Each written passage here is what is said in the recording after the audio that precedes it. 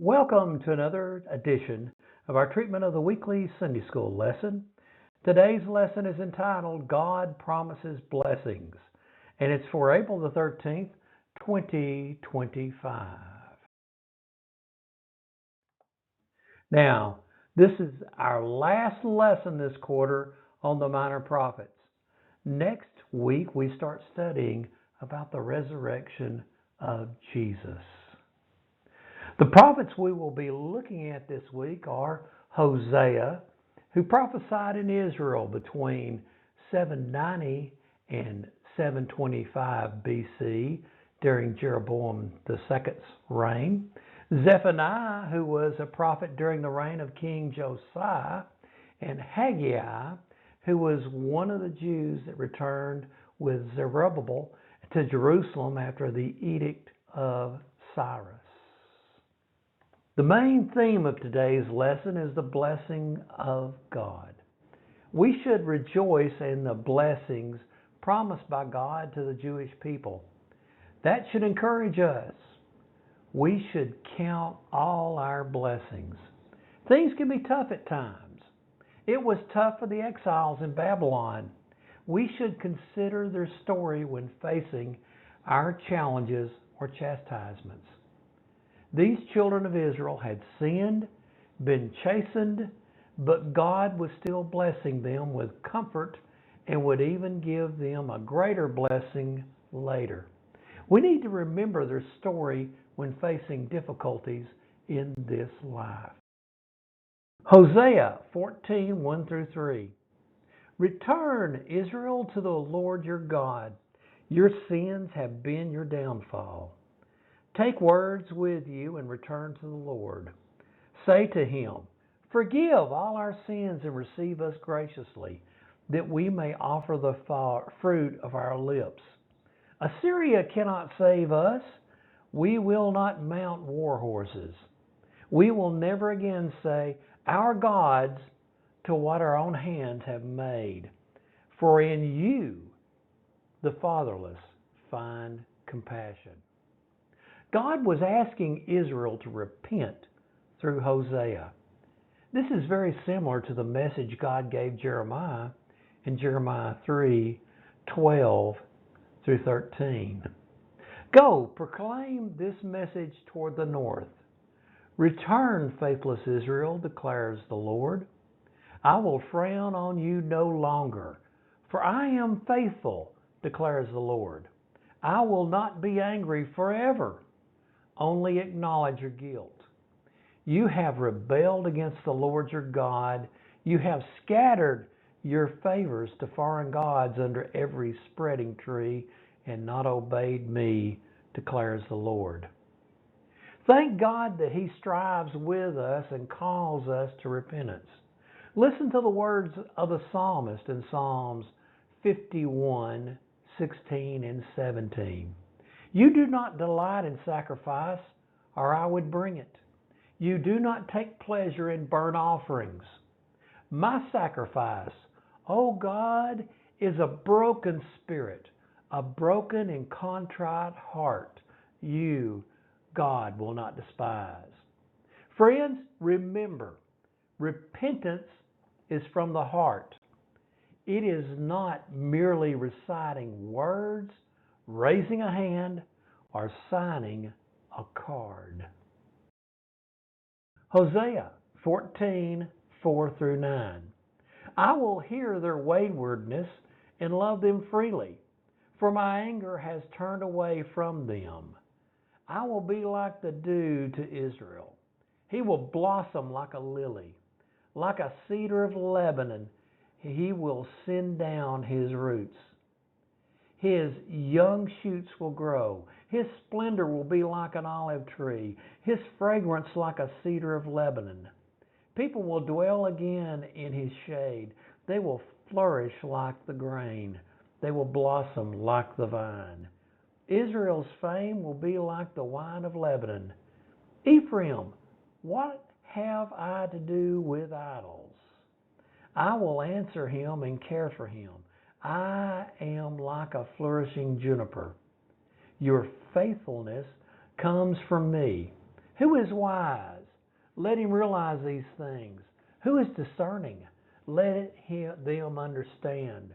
The ways of the Lord are right.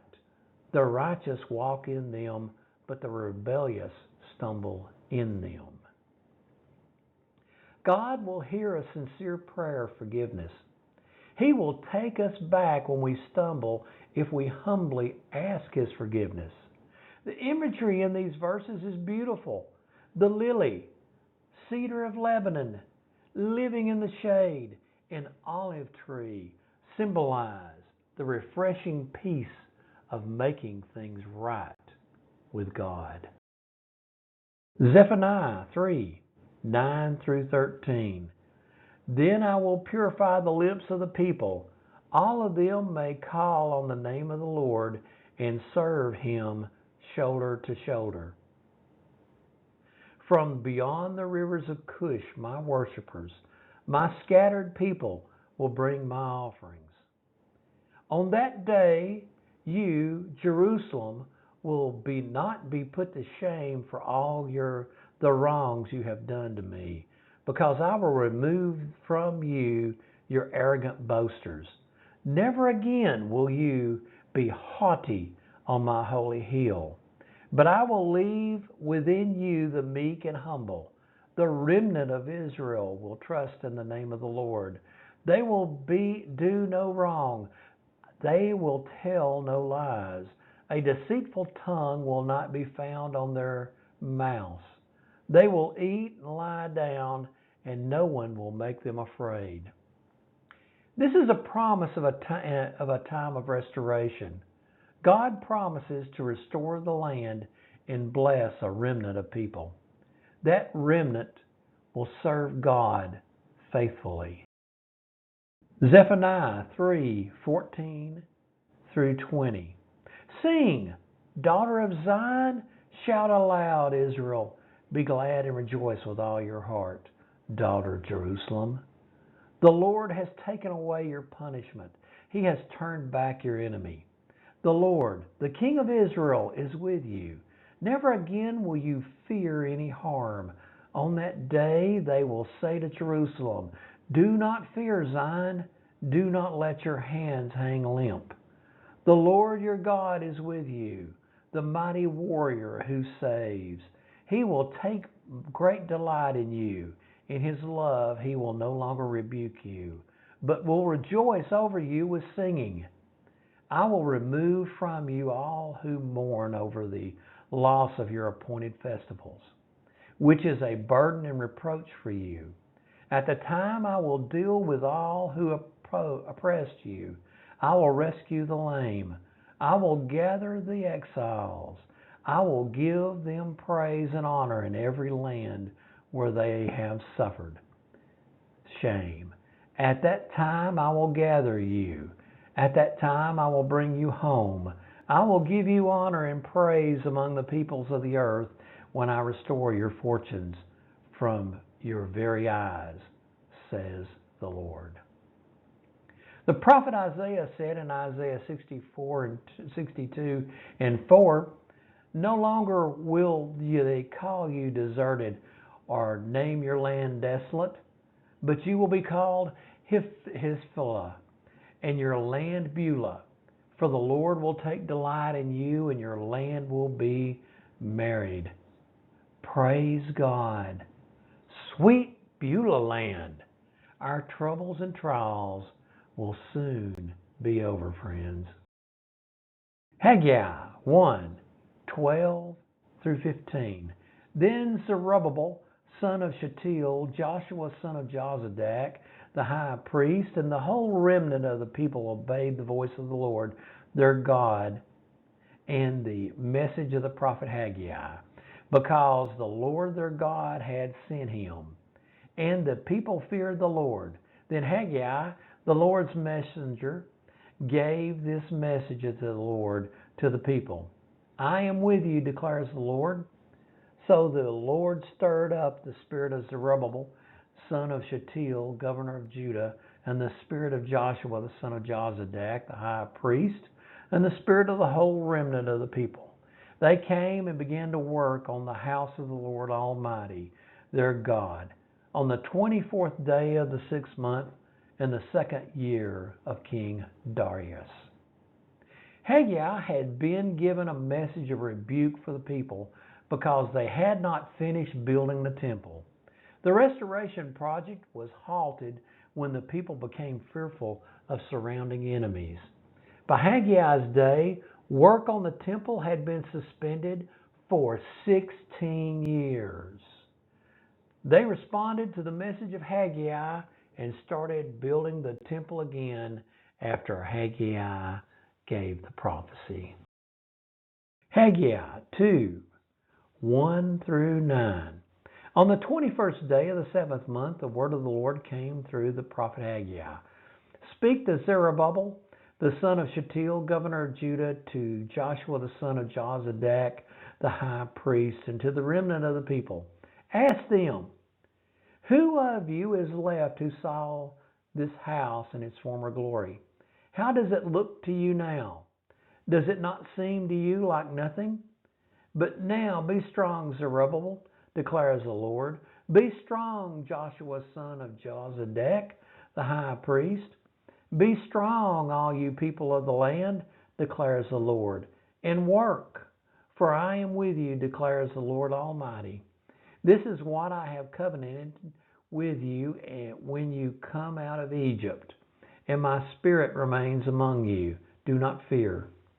This is the Lord Almighty says, in a little while I will once more shake the heavens and the earth, the sea and the dry land. I will shake all nations, and what is desired by all nations will come, and I will fill this house with glory, says the Lord Almighty. The silver is mine and the gold is mine, declares the Lord Almighty. The glory of this present house will be greater than the glory of the former house, says the Lord Almighty. In this place I will grant peace, declares the Lord Almighty. Now, there were mixed emotions about this new temple. The book of Ezra says in Ezra 3:12 through 13, but many of the older priests and Levites and family heads who had seen the former temple wept aloud when they saw the foundation of this temple being laid, while many others shouted for joy. No one could distinguish the sounds of shouts for joy from the sound of weeping, because the people made so much noise, and the sound was heard far away. Now, friends, we need to remember this story about the temple when we experience cross-generational events in our churches. Young people, cut us some of us old folks some slack when we don't particularly care for some of your music. And we need to cut you folks, you young folks, slack about the music that you want to hear that we don't particularly like. Now, friends, the important thing is the message in the music, not the style. This presentation follows the same scripture reading in sequence as the Radiant Life Adult Sunday School series. The series is published by the Assemblies of God. You can order your copy by calling them at 855-642-2011. It's an excellent Sunday School series. Now, quick note, I'm not an employee of the publishing company, nor am I being paid for that endorsement. I am, however, an Assembly of God minister. Well, friends, thank you for spending a few moments with us. If you want to get in touch with me, you can call me on my cell phone for 423-355-3859, or email me, DonnieBryson@gmail.com, or come to the website, www.gospelmailbox.org. Well, friends, good Lord willing, I'll be back with you next weekend.